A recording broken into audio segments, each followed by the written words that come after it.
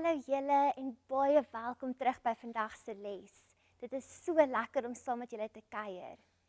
Julle vandag se les se titel is Vrees vervlieg. Nou wil ek vir julle vra, wie van julle het dalk al die movie The Meg gekyk? Julle, dis 'n storie oor 'n massiewe groot haai in die see. En die mense is verskriklik bang vir hierdie haai. Veral as hulle uitvind dat hulle dink daar is dalk meer as een van hierdie haie in die water. Wie van julle is bang om in die see te swem, omdat jy weet daar's 'n haai in die water? Net soos wat baie mense bang is om in die see te swem, omdat hulle weet daar is haie, is daar mense wat bang is om in 'n vliegtuig te vlieg. Ook het daardie mense te veel movies gekyk oor vliegtye wat val en goed wat verkeerd loop op 'n vliegtuig. Of dalk is hulle maar net bang vir hoogtes. Alhoewel statistieke bewys dat dit gevaarliker is om in 'n kar te ry as wat dit is om te vlieg, is daar nog steeds mense wat te bang is om in 'n vliegtuig te klim. Daar is 'n baie bekende man met die naam John Madden. Hy is 'n Amerikaanse sokkerafrigter. Hierdie man is so bang om in 'n vliegtuig te klim, dat wanneer sy span uitgenooi word om op 'n plek te gaan speel wat ver weg is, dan huur hy vir homself 'n hele bus.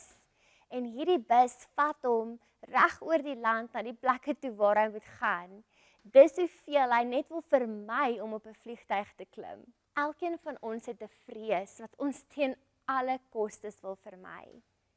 Dalk is joune om in die see te swem. Dalk is dit om in 'n vliegtuig te vlieg. Miskien is jy soos ek bang vir spinnekoppe. Of dalk is jy bang om voor mense te praat. Vrees kan soms goed wees vir ons. Dit kan ons help om gevaarlike situasies te vermy. Maar vrees kan ook veroorsaak dat ons baie keer uitmis of iets wat baie spesiaal of selfs lekker kan wees. Vrees kan ook veroorsaak dat ons dalk 'n geleentheid misloop waar ons God kan dien of waar ons ander mense van hom kan vertel. God wil nie hê dat ons moet bang wees nie. Hy wil hê dat ons altyd moet weet en onthou dat hy is groter as alles wat ons bang maak, groter as ons vrese of enige storm wat ons dalk mag teekom. Daar is 'n storie in die Bybel.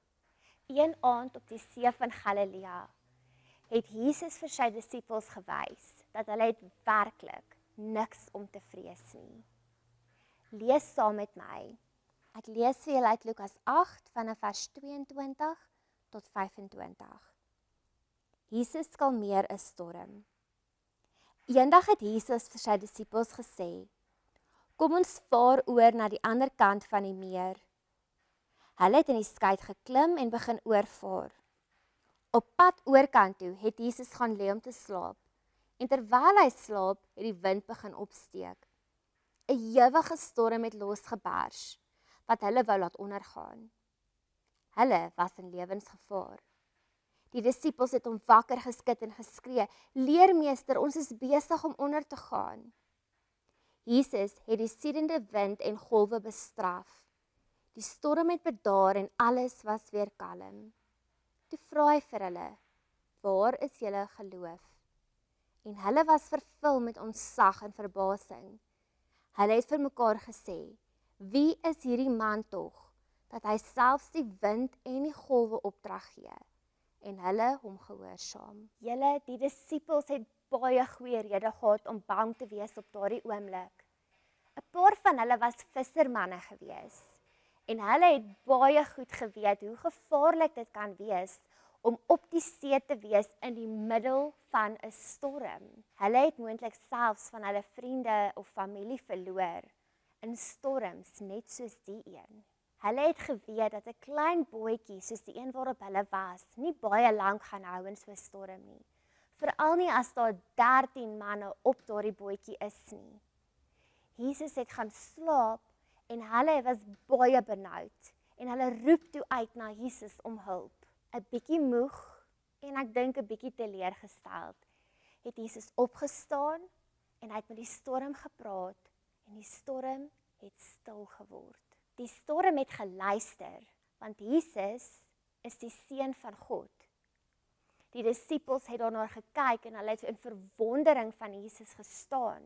In daardie oomblik het hulle besef dat hulle regtig niks het om te vrees nie. Want Jesus is by hulle. Hulle het geweet dat Jesus groter is as die storm en groter is as hulle vrese en dit waarvoor hulle bang was. Net so hoef ons vrese ons nie buite aksie te sit nie. Daar sal altyd goed wees wat jou bang maak. Maar wanneer jy besef dat God groter is as jou vrese en groter is as dit wat jou bang maak, dan kan ons ook rustig raak. Want ons weet hy is by ons en hy los ons nooit alleen nie. Dit is oukei as jy nooit naby 'n slang wil gaan en aan hom wil vat nie. Dit is oukei as jy nooit wil gaan bungee jump nie. Daardie goed is 'n bietjie scary. Moet net nooit toelaat dat die vrese, die planne wat God van jou af wegsteel nie. Julle Moses is 'n goeie voorbeeld van die. Moses kon nie baie goed praat nie. Hy het gehakkel. Dit was nie vir hom maklik om met mense te praat nie. Julle, maar God was saam met hom. So toe God hom stuur om met die Farao te gaan praat in Egipte, het hy geweet dat hy is nie alleen nie. God het vir Aaron saam met hom gestuur en hulle het gaan doen wat God van hulle gevra het. Hy het nie toegelaat dat die vrees wat hy binne in hom het en die vrees van hy wat nie behoorlik kan praat nie of wat sukkel om te praat, hy het nie toegelaat dat dit hom oorweldig nie, maar hy het op God vertrou en nog steeds gedoen wat God van hom gevra het. En God het hom op 'n magtige manier gebruik. Ons mag dalk nooit sien hoe God die Rooi See voor ons oopmaak nie. Ons mag dalk nooit sien hoe God die storm stil maak nie. Maar ons weet dat hy is by ons en dat hy groter as ons storms en ons vrese is. Net so kan hy jou vrese ook wegvat, sodat jy kan doen wat hy van jou vra om te doen, sodat jy ander mense ook van hom kan vertel. In hierdie week wat voorlê, kom ons dink bietjie daaroor en onthou dat ons nie hoef bang te wees nie, want ons is nooit alleen nie. Ek hoop julle het 'n fantastiese week. Ons sien julle weer volgende keer.